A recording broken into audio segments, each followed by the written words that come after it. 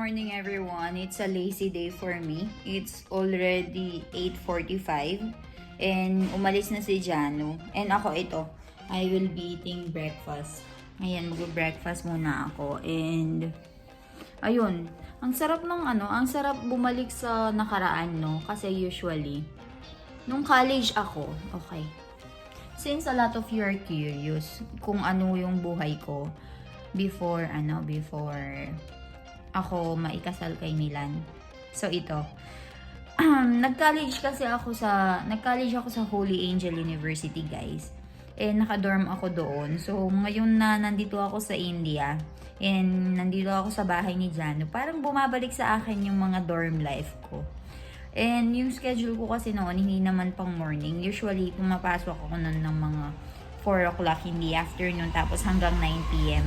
So, talagang late kang magigising kasi depende sa'yo, mga 8:39, ganun ka magigising. And then, magre-review ng kuonte, tapos papasok ng alas 4. So, ngayon, since nandito ako kina Jano and wala akong gaanong ginagawa dito, guys. So, I am not obligated to wake up early. So, nagising ako ngayon ng mga 8:30.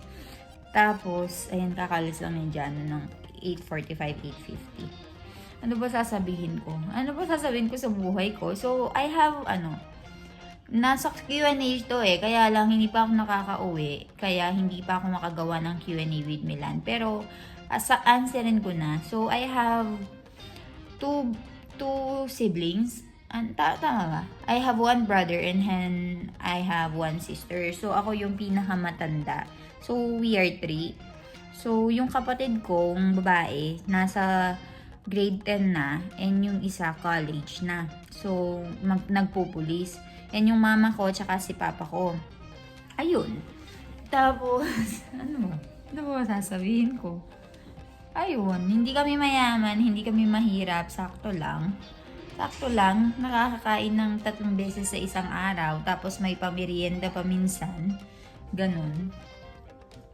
Ayun, masaya naman.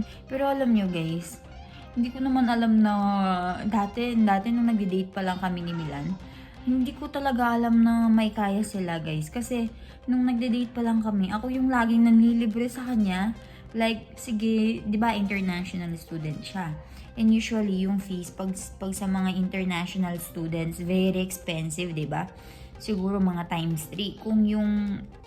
Kung range, example ha, kung yung range ng medicine sa Pilipinas, nasa 2 million, 1 to 2 million.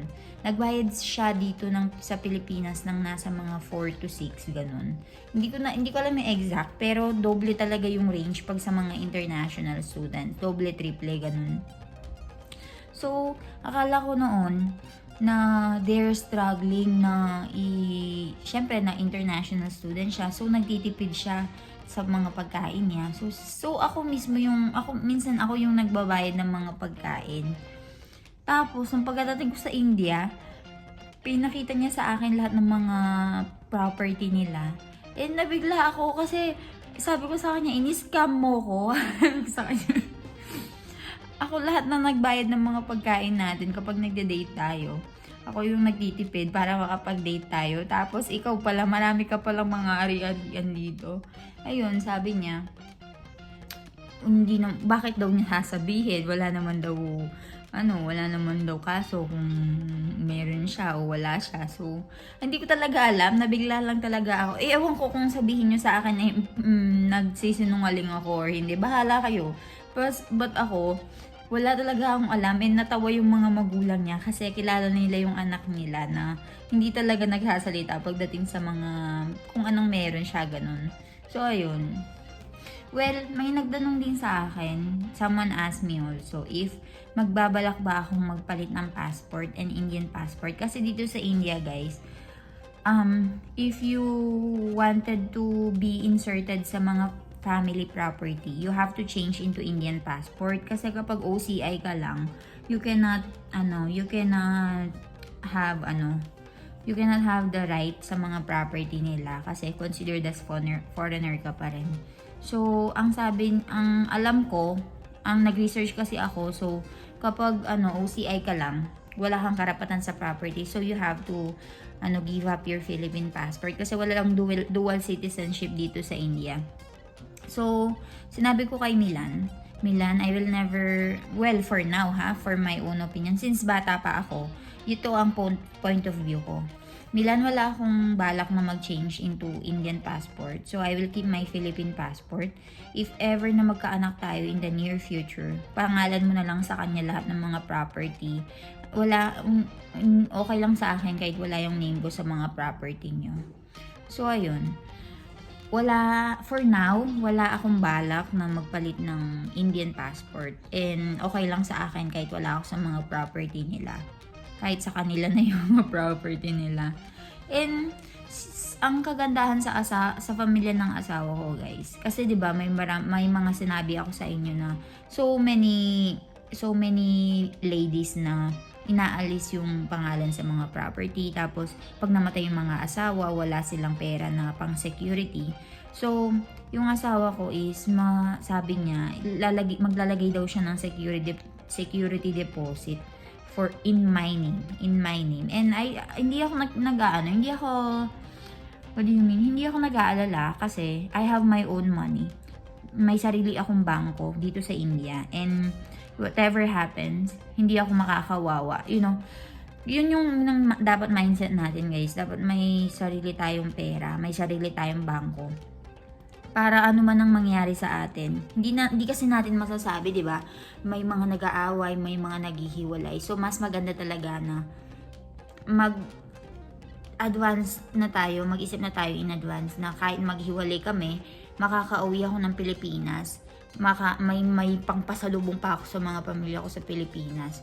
Ganun dapat yung mindset. Dapat may sarili na kayong bangko. So, if nasa Pilipinas kayo and may mga asawa na kayo, dapat may sarili talaga kayong bangko and pilitin yung mga asawa nyo na lagyan ng pera yung bangko nyo. Kasi, and dapat sa inyo lang nakapangalan, hindi joint. Ako yung bangko ko, ako lang nakapangalan. Ako lang ang may authority na mag-withdraw doon. So, ayun. Pero, wait lang guys, hindi na malamig yung milk ko. Magkakain muna ako ng breakfast. Ang dami ko nang sinabi, ang dami ko nang dinaldal. I'll see you later. Okay?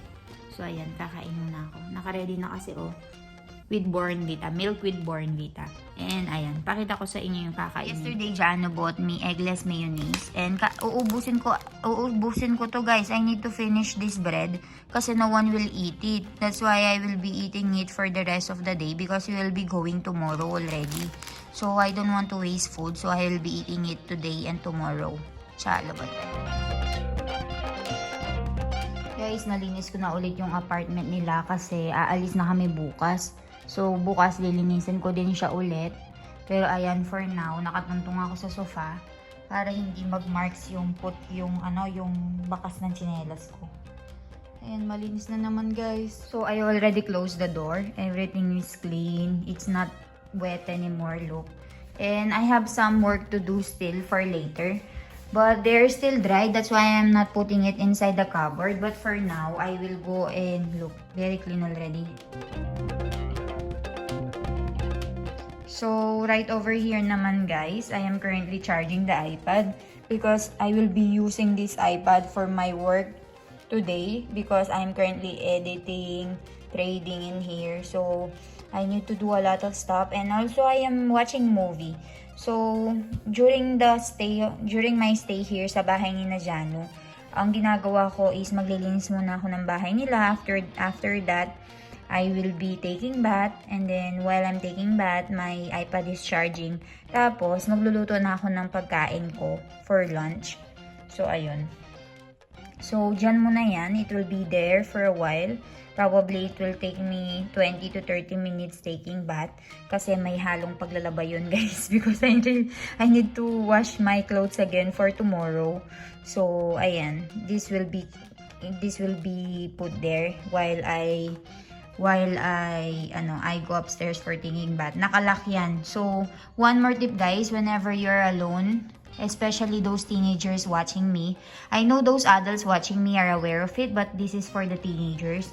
So, there's a lot of incidents in our apartment, like here, where so many people are going inside whenever they know that the only person living here is a girl. So you really need to make sure that your door is locked, especially, and this one is locked also.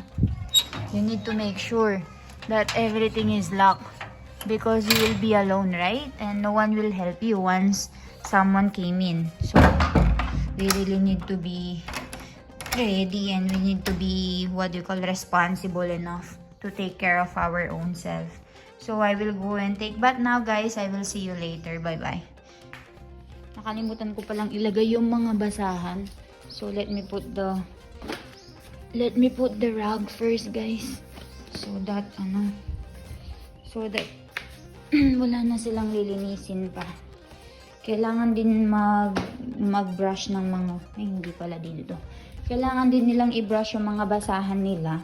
But I think they don't have time yet. So, hindi ko naman din asikaso na to kasi kailangan kong magtrabaho din, guys. That's why the only thing and the least thing I can do for them is to clean their house. So I will tell Jana, is this one here? I don't know. I'm not sure if I mistakenly put everything in the wrong places. So, but that's it for now.